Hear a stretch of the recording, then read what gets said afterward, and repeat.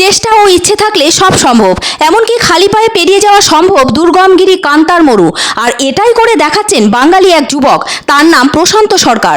প্রবল ইচ্ছে শক্তিকে সঙ্গী করে সম্পূর্ণ প্রতিকূল পরিবেশে খালি পায়ে সদ্য ঘুরে আসলেন তিনি অমরনাথ। ইতিমধ্যে তিনি 4 ধামের মধ্যে 3 ধাম খালি পায়ে ভ্রমণ করে ফেলেছেন। প্রশান্তবাবু পেশায় একটি গ্যাস কোম্পানির কর্মী, কিন্তু বাংলার মানুষ তাকে চেনেন সমাজসেবী হিসেবে। যখনই কেউ অসুস্থ হয়েছেন কিংবা মেয়ের বিয়ের টাকা জোগাড় করতে গিয়ে সমস্যায় পড়েছেন, প্রশান্তবাবু আরও অনেক সমাজকর্মীদের সঙ্গে নিয়ে পাশে দাঁড়িয়েছেন।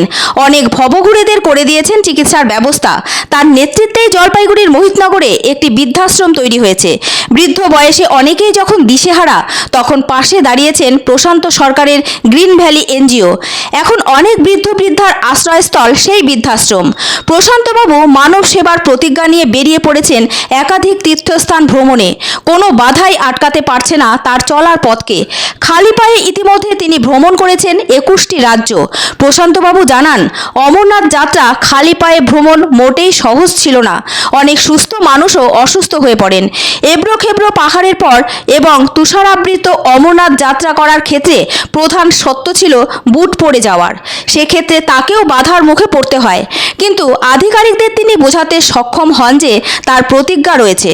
এরপর ভ্রমণের অনুমতি পান তিনি, আর দুর্গম অমরনাথ যাত্রা করেন সফলভাবে। অমরনাথ গুহা ভারতের জম্মু কাশ্মীরে অবস্থিত। এটি একটি শৈব তীর্থ। জুন জুলাই মাসে শ্রাবণী পূর্ণিমা থেকে শুরু হয় অমরনাথ যাত্রা।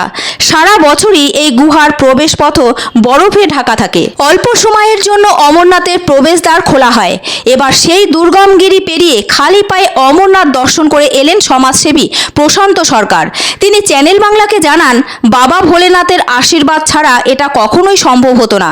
সুস্থ মানুষও বুট পরে যেখানে অসুস্থ হয়ে পড়ছিলেন, সেখানে আমি খালি পায়ে এই জায়গা সফর করি কোনো সমস্যা ছাড়াই। খালি পায়ে 3 ধাম যাত্রা হয়ে গেল আমার, আর 1 ধাম যাত্রা বাকি রয়েছে আমার। বাবা ভোলেনাথের কৃপায় খালি পায়ে এই যাত্রাও সফল হবে। জলপাইগুড়ির প্রশান্ত দেখিয়ে দিলেন, প্রবল ইচ্ছে শক্তি থাকলে কোনো বাধাই বাধা নয়, সেটা মানব সেবা হোক কিংবা খালি পায়ে দুর্গম পথ পাড়ি দেওয়া। হর হর মহাদেব, নমস্কার। আমার নাম প্রশান্ত সরকার। তো কীভাবে পৌঁছলাম সেটা তো একমাত্র বাবাই জানে। তো আমি তো লকডাউন আগের থেকে 2020 সাল থেকে জলপাইগুড়ি শহরে সবাই জানে যে মোটামুটি আমার একটা মহাদেব একটা মান্যত আছে, মান্যত চলছে আর কি, একটা প্রতিজ্ঞা বলতে পারি আমরা।